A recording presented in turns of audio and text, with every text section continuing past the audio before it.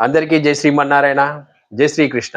పరమాత్మ భగవంతుడు అనేవాడు ఎక్కడ ఉంటాడు, ఎలా ఉంటాడు, ఏ విధంగా ఉంటాడు అనే సందేహము అందరికీ ఉంటుంది.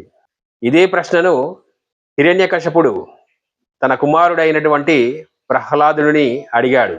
ప్రహ్లాదుడు శ్రీమన్నారాయణుని జపాన్ని నిరంతరం చేస్తూ ఉంటే హిరణ్యకశిపునికి కోపం వచ్చి అతన్ని వధించాలని చాలా విధాలుగా ప్రయత్నం చేశాడు. ఎన్ని ప్రయత్నాలు చేసినా కూడా ఆ శ్రీ మహావిష్ణువు ప్రహ్లాదుని కాపాడుతూ ఉన్నాడు. చివరికి హిరణ్యకశిపునికి చాలా కోపం వచ్చింది.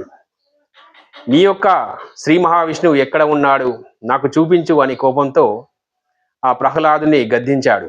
అప్పుడు ప్రహ్లాదుడు ఒక అద్భుతమైన శ్లోకాన్ని చెబుతాడు.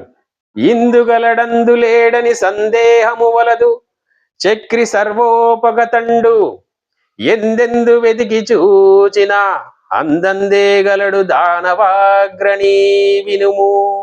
ప్రహ్లాదుడు హిరణ్యకశిపునికి శ్రీ మహావిష్ణువు అయినటువంటి శ్రీహరి సర్వాంతర్యామి, సర్వవ్యాపకమైనటువంటి వాడు అని ఈ శ్లోకము ద్వారా మనకు చెప్పడం జరిగింది.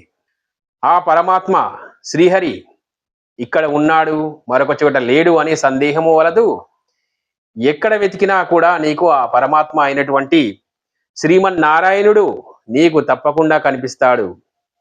ఏ విధంగానైతే పాలలో వెన్న ఉంటుందో, నీవు వెన్నని చూడాలనుకుంటే పాలలో నువ్వు ఎంత వెతికినా అది కనిపించదు, కానీ పాలలో వెన్న మాత్రము ఉంటుంది. అదేవిధంగా పరమాత్మ అంతటా ఉంటాడు. పాలలో వెన్న మాదిరిగా పరమాత్మ సర్వవ్యాపివై ఉంటాడు.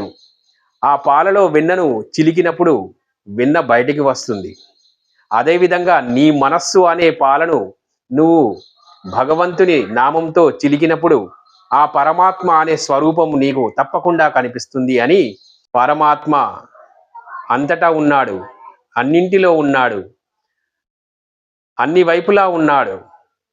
చేయవలసింది ఏంటంటే నీవు మనస్సుతో ఆ పరమాత్ముని యొక్క నామాన్ని నిరంతరము జపిస్తే పాలలో వెన్న మాదిరిగా నీకు ఆ పరమాత్మ లభిస్తాడు, కనిపిస్తాడు.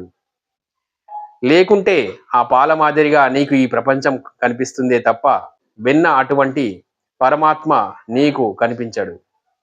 పరమాత్మ వెన్న వంటి వాడు. నీవు నీ మనస్సుని ఏకాగ్రం చేసి ఆ స్ఫటికము అనే మనస్సు ద్వారా నువ్వు చూచినప్పుడు పరమాత్మ ఇంద్రధనస్సు వలె తప్పకుండా కనిపిస్తాడు.